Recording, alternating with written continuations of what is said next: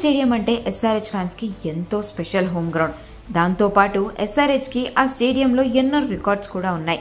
కానీ ఇప్పుడు మాత్రం ఉప్పల్ స్టేడియం మాకు వద్దని అంటోంది ఎస్ఆర్హెచ్ మేనేజ్మెంట్. అందుకు కారణం హైదరాబాద్ క్రికెట్ అసోసియేషన్. పరిస్థితి ఇప్పుడు ఎస్ఆర్హెచ్ వర్సెస్ హెచ్సిఏగా మారింది. హెచ్సిఏ అధికారులు ఫ్రీ పాస్ల కోసం బెదిరిస్తున్నారని, ఒత్తిడి చేస్తున్నారని ఎస్ఆర్హెచ్ ఆరోపిస్తోంది. గత 2 ఏళ్ల నుండి ఈ సమస్య ఎదుర్కొంటున్నామని కూడా సన్ రైజర్స్ మేనేజ్మెంట్ చెప్పుకొస్తోంది. మార్చి 27వ తేదీన హైదరాబాద్ క్రికెట్ అసోసియేషన్ మరియు సన్ రైజర్స్ హైదరాబాద్ మేనేజ్మెంట్ గొడవ పడ్డారట. లక్నో సూపర్ జైంట్స్తో జరిగిన మ్యాచ్లో ఫ్రీ పాస్ల కోసం హెచ్సిఏ అధికారులు గొడవ చేసి మ్యాచ్కి ముందు ఒక కార్పొరేట్ బాక్స్కు కూడా తాళం వేశారని, బెదిరిస్తున్నారని ఆరోపిస్తోంది సన్ రైజర్స్ మేనేజ్మెంట్. ఇలానే గొడవలు కంటిన్యూ అయితే మాత్రం తమ హోమ్ గ్రౌండ్ని మార్చుకుంటామని కూడా వార్నింగ్ ఇస్తున్నారు. తెలంగాణ ప్రభుత్వానికి, బీసీసీఐకి ఫిర్యాదు చేస్తామని, హెచ్సిఏపై కంప్లైంట్ ఇస్తామని మెయిల్ కూడా పంపించామని ఎస్ఆర్హెచ్ అంటోంది.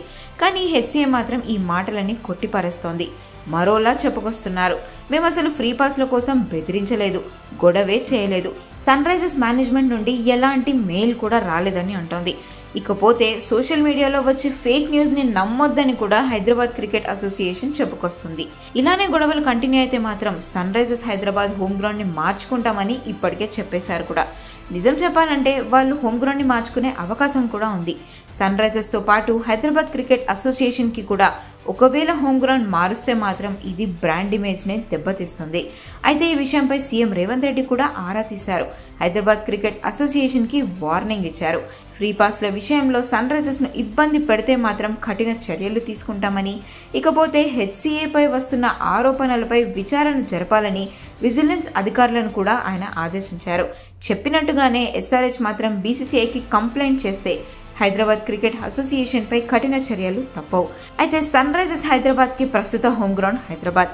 ఒకవేళ ఈ వివాదం ముదురుకుంటే విశాఖపట్నంని తమ హోమ్ గ్రౌండ్గా చేసుకునే ఛాన్స్ కూడా ఉంది. ఇప్పటికే ఢిల్లీ క్యాపిటల్స్ విశాఖపట్నం తమ హోమ్ గ్రౌండ్ అని చెప్పుకొస్తోంది. మరి బీసీసీఐ ఎలాంటి నిర్ణయం తీసుకుంటుందో తెలుసుకోవాలంటే వెయిట్ చేయాల్సిందే.